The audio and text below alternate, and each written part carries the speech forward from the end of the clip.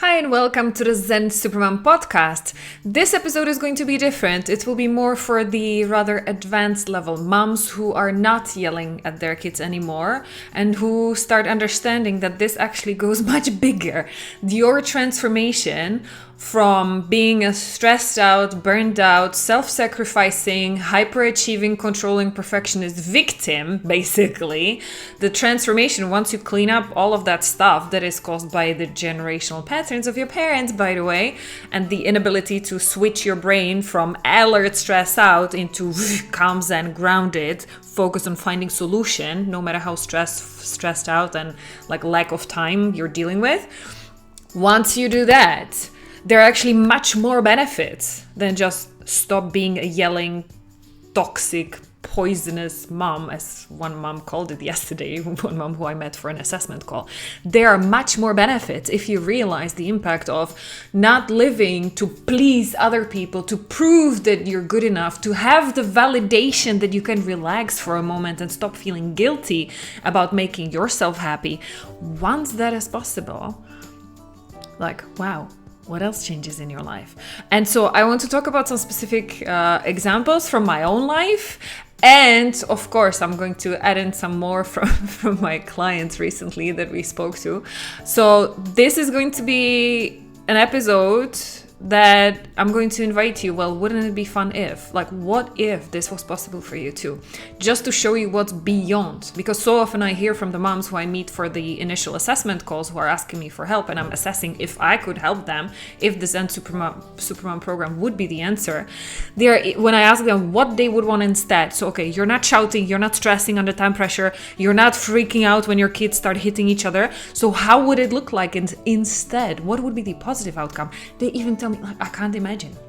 Like, what you're telling me, this is impossible. Like, I can't even, it doesn't compute in my head. I've been living this way my entire life, feeling I need to prove something to somebody and I need to change because I'm not good enough. How would it even, like, I have no idea who I am without all of that stuff, all of these voices in my head beating me down and judging me and criticizing me.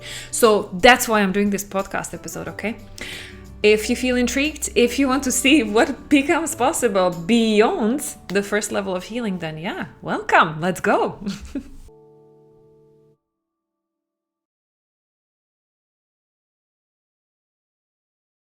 Hey, I'm Elena. I'm a mommy tantrum specialist because, yes, I used to yell at my daughter daily, several times a day, secretly. My husband didn't even know all of it because I was so ashamed, because in his eyes, I was this perfect woman who has it all together, like perfect career, perfect everything, and perfect mom. And I was so guilty of yelling at her, losing my patience when nobody was around because I didn't even want anybody to know, and I felt like such a fake. So, luckily for my daughter, and for you, I did figure it out completely by coincidence. I explain all of this in my free mommy tantrum training. So if you need it, DM us, email us, wherever you find our contact details, ask for the link to the free training. That's the first level. That's the first step where I explain where your uncontrollable anger and stress and hyperachieving victim, all of this is coming from, how to get rid of it, what are the two things that have nothing to do with parenting techniques, and how to work through it fast, without decades in talk therapy or endless parenting courses, okay? That's the first step. And this is actually the thing we do the fastest, like the dealing with the kids and becoming a calm, grounded mom who can find solution in every impossible, crazy, painful situation. That's the fastest thing. We do it in 3 months. Now, what happens next? This is what I want to talk about today in this episode, because I want you to start shifting your identity and your vision into, well, actually, this goes much deeper. This is not just about you being a calm mom for somebody else. This is about you kind of like claiming your own life back, right? If you're carrying around this identity of I'm just a terrible mom or just a terrible mom, and like help me find a way how I can stop feeling terrible as a mom, like this is you're living from moment to moment, from day to day, and you're falling asleep, crying on your pillow, feeling so ashamed and so guilty, which I really know, and like I'm sending you hugs, it's terrible. But where I want you to go now is to lift your head up and start looking and start really imagine, like, what if really? And I want to start giving you specific examples what becomes possible, okay? Because once usually we clean up the relationship with kids, that's 3 months. Done. Like 100% success rate, okay? Because nobody's asking money back guarantee, which we do have on the program. So that's how I know it's 100% success rate, because money is at stake. The next step, usually about women, about 50% of them, they want to stay longer with me and they want to keep joining group calls where I am coaching them directly. It's so valuable for them to get my feedback and get my perspective. Like I'm shifting their perspective. I'm not telling them what to do or what to say, but just by showing them where they get stuck, this is where like turns the whole picture. And so usually the next thing that we talk about then afterwards, after they clean up the relationship with their kids, is usually their intimate relationships. So with their partner, with the husband, with the wife, because that's the one that's the most triggering afterwards, and putting that back on track. Some of them decide to leave the marriage. So again, I take no responsibility. I'm not a couples therapist or anything, counselor. I'm not telling them what to do, but by helping them see that maybe some of them, they trauma bonded. They got into a relationship with narcissistic abuser just because they felt they are not worthy more. But now that they cleaned up all of this unworthiness and not good enoughness, and they started feeling really for the first time ever in their lives, what is unconditional love? Like, how does it feel when I can look myself into the mirror and feel like, yeah, you're good, right? Without like, I hate this, I hate that, I cannot look, and oh my goodness, this. No. So they have this all new self-confidence, not arrogance, not like selfishness, but honest, authentic, healthy self-confidence. Finally, for the first time ever, they start reevaluating their life choices, including the choice of their life partner. Yeah. So that's usually the second thing we do. And then the last, the most difficult often, is we are cleaning up the relationship with their parents. And if you're watching this episode, I'm recording it just after Easter. Those family holidays like Christmases, Easter, sometimes summer vacations, if you're an expatriate and you live in a different country, like most of my audience is somehow, probably because of my story, you're going to your own parents or family during the summer. Those are the moments that are typically triggering you the most, because those are the people who inserted those nasty, critical, damaging voices in your head. So then seeing them again, that's usually what triggers it. Like, ooh, ah, okay, so I can become with my kids.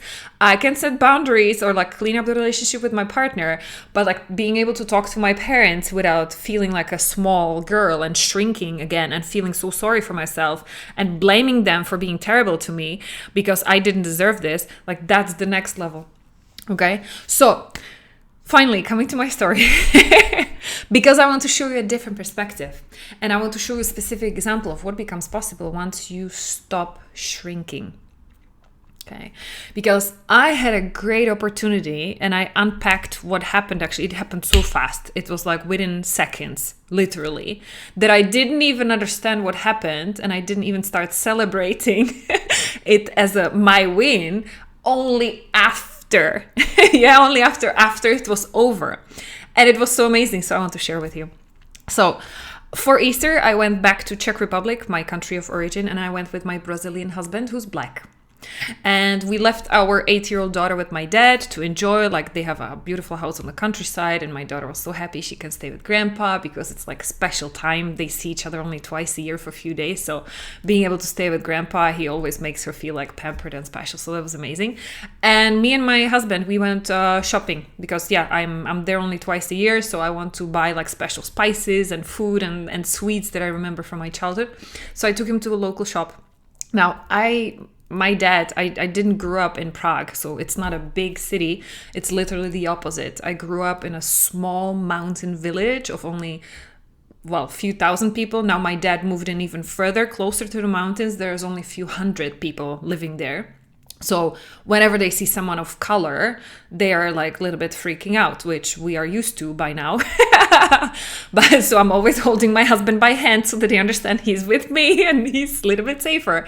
But I'm always bracing myself for like the impact, because if nothing else, then people are staring, or at least like kids are staring, because that's like the first black guy they ever met in their life. Even though we are showing up there twice a year, so now it's after 10 years we are together. I think some of them got used to seeing us now and then. But still, so we went shopping. We are, people watching. It's like the elbows and behind our back. Totally normal. We are used to it. No big deal. We made it to the cashier, like the checkout desk. And the line starts splitting in two. And in front of me, like the guy is looking at me, which line I'm going to go. He's choosing one, so I'm taking the other one. And he looks back and he keeps staring. So I'm like, oh yeah, here we go. And then he says something.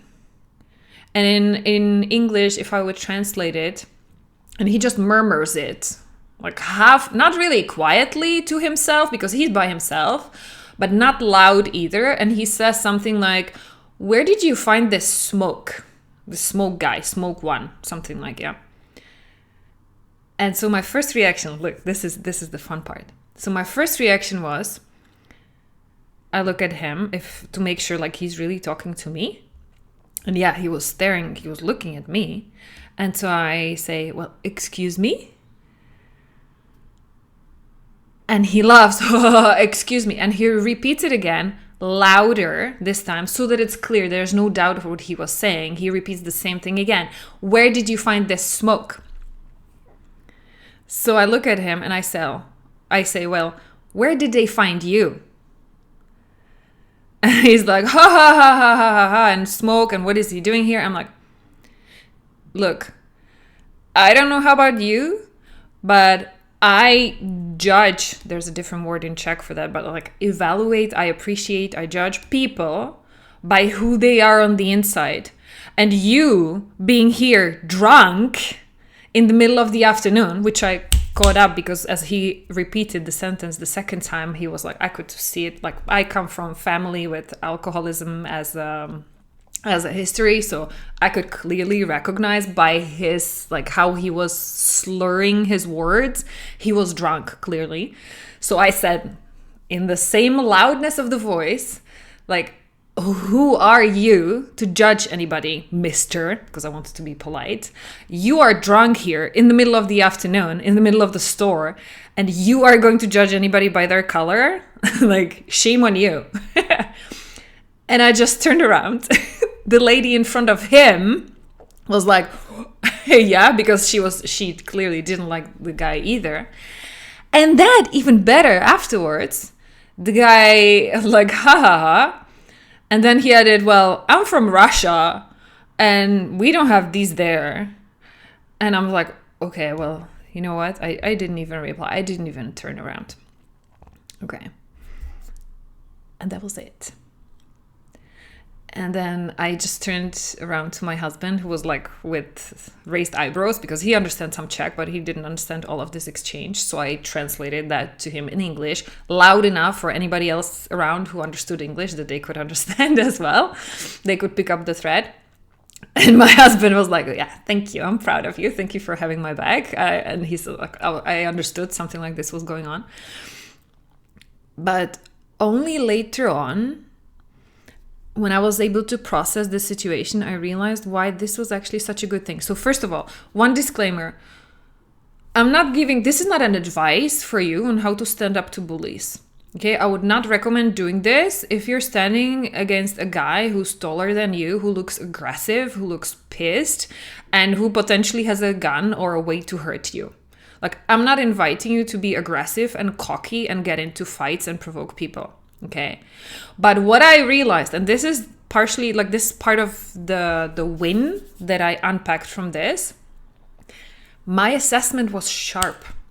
I assessed, and that's what I realized. And only afterwards, I was like, how come I had so much courage? Like, I would never say that. Like, what if he was aggressive? Like, something could have happened to me. Like, I could have provoked a fight. Like, this was not safe. This was a dangerous situation. I didn't know the guy at all. I saw him the first time in my life. So I could not. How did I know it's going to go so easy? And this is the win. This is the win I wanted to unpack for you and share with you. And I've been thinking about it like for days since we came back. I was like, I need to tell you this.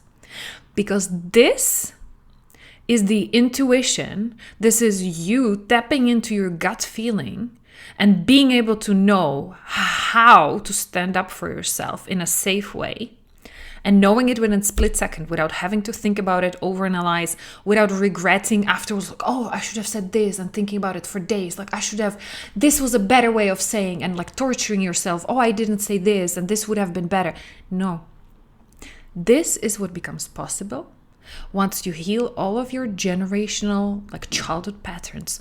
All of these times when people told you you're not good enough, you should like never talk back, you should be a good girl. Or then like people like my brother, he took it the other way around because I was the good girl, so the good kid place like was taken, so he turned into the rebel. So he was the opposite. He was always by default controversial, always rebellious, always like if somebody said left, he said right, just for the sake of being the opposite. None of that is helpful. All of these are generation patterns that are very hard, very tough to get rid of, because this is your blueprint. You don't have any other default mechanism. So even if you're afraid of it, aware of it, and you hate it in yourself because you're like, oh my goodness, I just said exactly what my mother and I hated it when I was a kid, right? You don't have anything healthy to replace it with. And so maybe you can manage these situations when you're calm, when you're well slept, you're not hungry, you can be calm with your kids, but then it just like starts piling up. And the moment you're in time pressure, you're stressed out, somebody crosses, it's like the last drop and you're like, ah, and you unleash. That's the generation pain that needs to get cleaned up. That's what I mentioned. That's what we do in the first 3 months. But then as a result, this is what I was like, honestly, so proud of myself, because I realized this is another proof that I'm not shrinking and I'm setting my boundaries and basically not letting people even get to me. And I'm able to assess the situation in a correct way because there are no nasty voices in my head feeling like that's what I deserve, or that's what like all of these people, yeah, they're right and I need to whatever. Like none of that noise was in my head. In that moment, without any warning, like I was crystal clear, focused, and I actually reacted the best way I could have. Right? I was able to assess the guy. I saw him already before he started talking that he was like a little bit wobbly and weird. He was smaller than me. He did not look aggressive. When he said the thing the first time, just like under his breath, I was like, okay, let's give him the benefit of the doubt, because I don't want to be overreacting. I actually don't want to be the offending one, because what if I misunderstood and he did not say a racist comment? He just made some like silly drunk joke. I don't want to be the one who's like overreacting and aggressive. Maybe he's not attacking. Maybe he's not being an ass, right? So that's why I kind of like, I bought time by asking him like, excuse me, which is like with the question mark kind of intonation, inviting him. So first of all, giving him the benefit of the doubt, like, did I really hear you correctly kind of thing? Because there was still a possibility I misunderstood, I misheard, because I was on my tiptoes, like expecting people to be racist. But also, this bought me time, because in case if he really did say something racist, this bought me time to react. Yes. So when he repeated it the second time, the same racist comment, I actually, out of nowhere, I came with it like, where did they find you? Kind of like putting the mirror. So he said something offensive in a way like, where did you find him? And I was like, I turned it as a mirror, not getting offended in any way, because in that moment, it was very clear, like, this is not about me or my husband. This is about the guy. So instead of having to fight him and like or having to put a shield so that I don't get hurt or so that my husband doesn't get hurt, I kind of I put up a mirror. Like, you're asking where I found him. Well, where did they find you? And I just sent like the offense he was sending to me. I just sent it back on him. I'm like, I'm not taking your beep. It's yours. Take it right back. Right? And I did that because in that split second, I evaluated this guy is not a danger. This guy is not a risk. He is relaxed. Yes, he's drunk, but in the funny, happy way. And again, I probably owe this intuition to my childhood experience, having experienced a lot of drunk people in my surroundings. And I could tell quickly, and this is something I realized only afterwards, that I was not analyzing logically the situation as it was evolving in front of me. But I have decades of experience seeing drunk men, and I can distinguish who's happy drunk, like happy, kind of like a harmless drunk, and who or how does it look like when the drunk guy is being aggressive and when he's potential threat.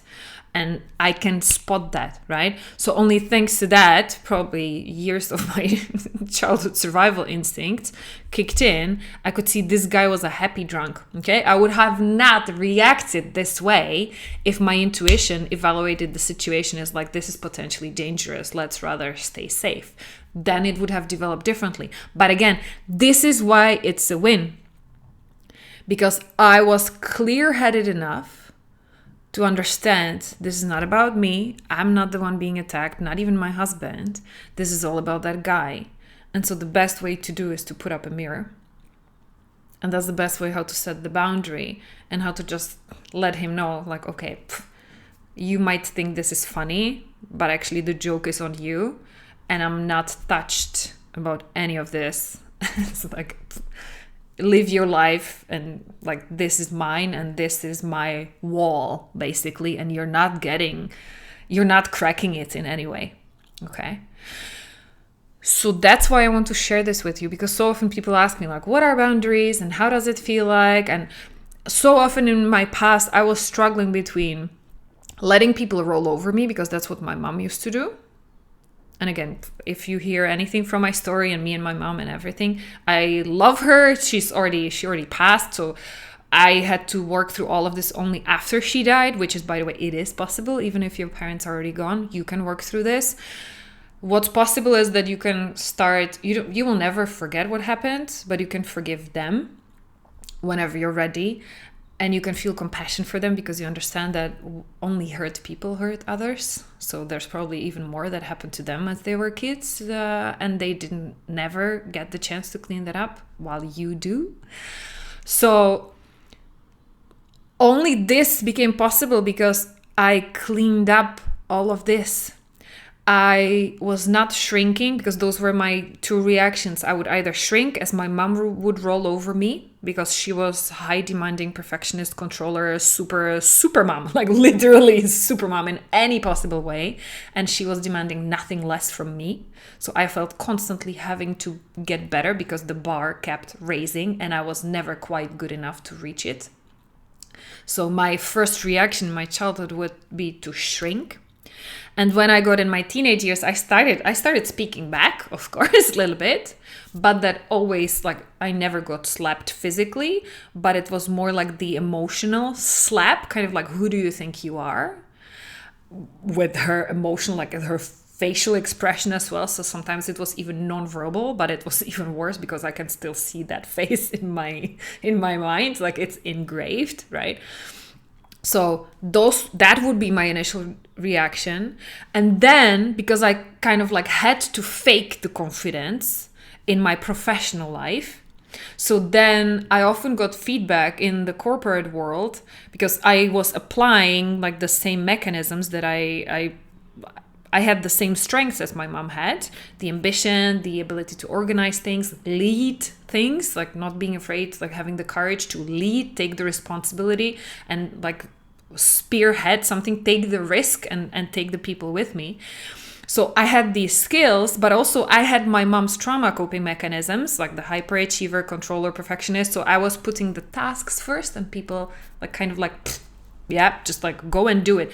Being demanding, being controlling, exactly the same as my mom. So then in the corporate world, because I had to fake my confidence because there was no natural confidence, I never felt good enough, I often got the feedback that I was coming across as too aggressive. So then I could set the boundaries in my professional life, but it was too much. I went too far.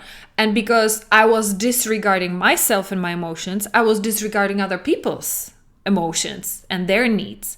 I kind of took them as means to the goal. Like, yes, we are doing a project, but the project, like that's the alpha and omega of everything. Getting the project, getting it perfect, getting it done on time. And I don't care what you guys need to do. And this is how to do it. And I can do it this fast and good. So you should be able to do that as well because you're older, you have more experience. So like, what the heck? No excuse. Like, kind of like, let's go. Not saying it this directly, but this was my energy underneath, right? So in my past, before I got on this healing path, thanks to my daughter, who's basically my teacher in self-awareness, before I healed, I was always doing the ping pong between these two, setting boundaries, being too aggressive and like, you're coming at me, like, you're going to get it. And I'm going to come at you 10 times stronger and I'm going to destroy you. How dare, even questioning, right?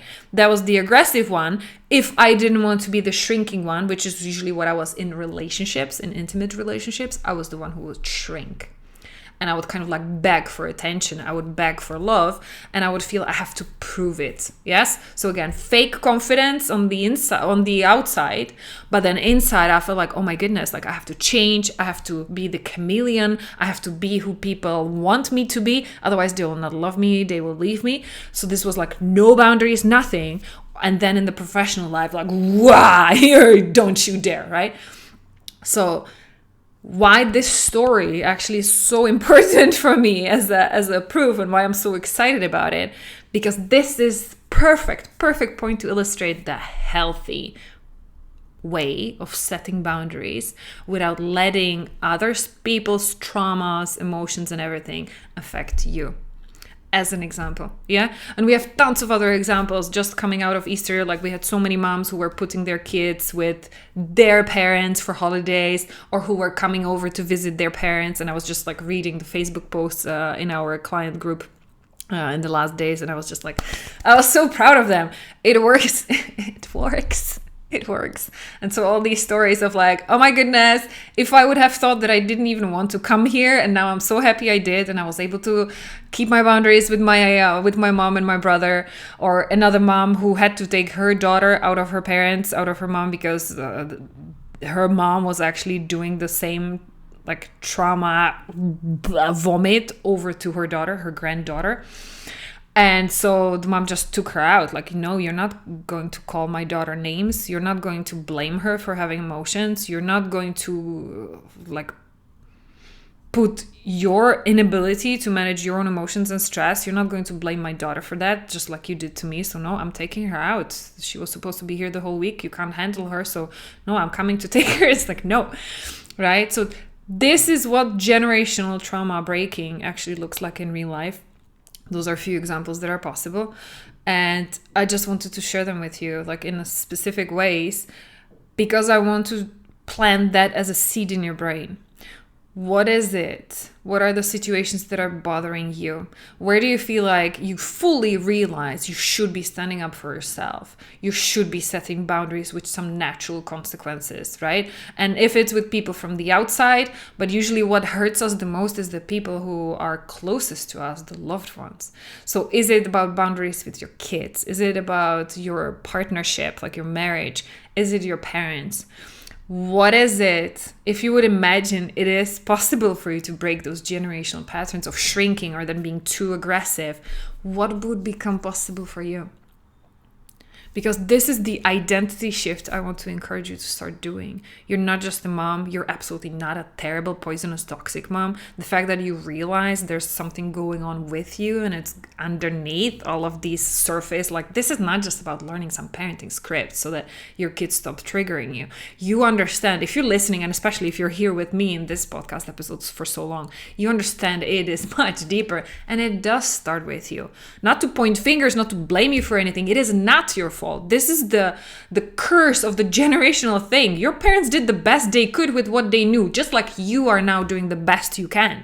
You're not here to damage your kids. You just cannot help it because there is nothing else. You have no other tools. So that's why I'm so passionate about, I will keep doing this podcast. Whenever I have something to say, something I want you to know, something I want you to hear as a proof that it is possible. It is fast.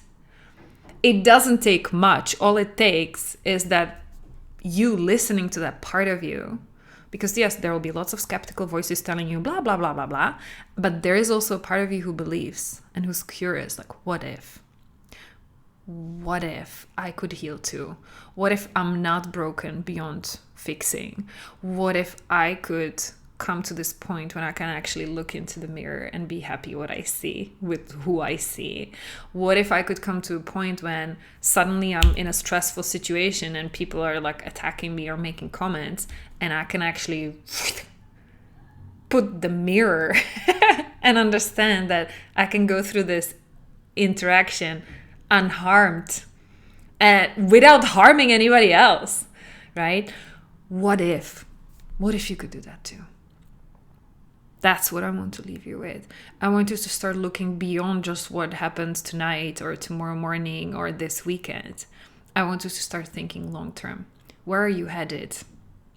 Because this is not just about you not feeling like a terrible mom. You don't want to wake up 30 years from now. The kids will be gone. They will be out of the house. That's okay. Like this, whatever struggle it is, like it's temporary. Your kids will grow up fast. Don't worry. But what are you going to do then? Who are you? Right? Who do you want to remember being over these years? Because there's nothing worse than regrets. It's like you cannot turn back time. That's the most precious resource, your time. Money comes and goes. You will always get more. Maybe now you don't have enough because you're staying at home with the kids. You will go back to work. You will start making money, or like money comes and goes. Energy comes and goes depending on how much you sleep, how much you eat. Like maybe it's like you're like a sleepless zombie like I was in the first 2 years of my daughter's life because she kept breastfeeding around the clock and everything. I was a total zombie. It's going to pass. But who are you underneath, and who do you want yourself to remember to be? How do you want your kids to remember their childhood? Okay? And I'm not saying that so that you feel like you need to live your life for them, but this is for you. I'm here for you. Who are you? Right? So, I hope this was useful. I hope it triggered some thinking, some insights. So let me know wherever you're watching this. There will always be our contact details. Just reply and let me know. And keep sending your questions or topics for other podcast episodes. I started slowing down in publishing new episodes because I don't want to do it just for the sake of doing it. Like it should bring some value. So whenever I feel like I have a story I want to share with you, I will. Or whenever we have an inspirational interview with another mom who did the program and who went through her transformation, and she feels passionate about helping other moms see like, look, I did it, you can too. Then we will post new episodes. But for the rest, let me know like what questions you have. What do you want me to address here so that I can make it useful for you. Yeah. So look forward to hearing from you, Supermom. Take very good care in the meantime. Bye. Why can't you stop yelling at your kids? And no, it's not the stress, lack of sleep, kids not listening, fighting, hitting, no support, time pressure, ADHD, hormones. No, moms around the world are doing it regardless. How? Join us for the upcoming Mommy Tantrum training and find out too.